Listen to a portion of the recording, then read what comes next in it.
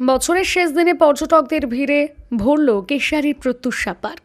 2024-এর শেষ দিনকে স্মরণীয় করে রাখতে এদিন অসংখ্য পর্যটক দিনভর পার্কে আনন্দ উপভোগ করলেন। কেউ সপরিবারে ঘুরতে এলেন, তো কেউ আবার বন্ধুবান্ধবদের নিয়ে পার্কে পিকনিকের আয়োজন করলেন। পাশাপাশি আরও একটা নতুন ইংরেজি বছরকে স্বাগত জানাতে সেজে উঠেছে কেশিয়ারির প্রত্যুষা পার্ক। বর্ষবরণের জন্য বাহারি আলো, ফুল, ফোয়ারাতে সাজানো হয়েছে পার্ককে।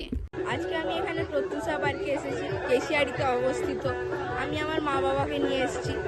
জায়গাটি খুবই সুন্দর, ভিড়ভাড় অনেকজন হচ্ছে এবং এখানে খুব সুন্দর জায়গা আছে বোটিংয়ের জন্য।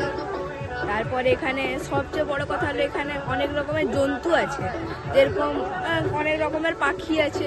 তারপরে এক ধরনের মুরগির টাইপের আছে যেটাকে বলে গিনি ফয়েল। তারপরে এখানে অনেক লোক হচ্ছে, খাওয়ার টাওয়ার দোকান খুব ভালো আছে। আমার এসে এখানে খুব ভালো লাগছে। এটা ফ্যামিলি পার্ক হিসেবে বেস্ট। পার্কে সাধারণত অনেকজন লোকজন আসছে, তো ওইখানে একটা ভিড়ভাড়টার একটা প্রবলেম হচ্ছে ঢুকার সময়, আর প্রচণ্ড পলিউশন হচ্ছে। ওইটাকে একটু দেখাশোনা করলে আরও ভালো হতো। যেখানে একটা ফ্রি আমাদের যে নেচার বা প্রকৃতিকে সবসময় সৌন্দর্য মতন ব্যবহার করা উচিত। এই যে সবুজ গাছ আছে বলে এই পার্কের সৌন্দর্য। যেরকম এই দেখুন এত রকমের ফুল আছে, ফুল গাছ, এগুলোর জন্য এই পার্কের সৌন্দর্য। তাই জন্য আমাদের সবসময় পরিবেশকে তো স্বচ্ছ রাখতেই হবে।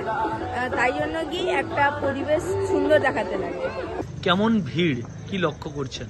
মোটামুটি যেরকম হয় প্রতি বছর ওই রকমই আশা করেছিলাম, কিন্তু মোটামুটি এবছর এতটা নেই আগের মতো। কেন, কি কারণে?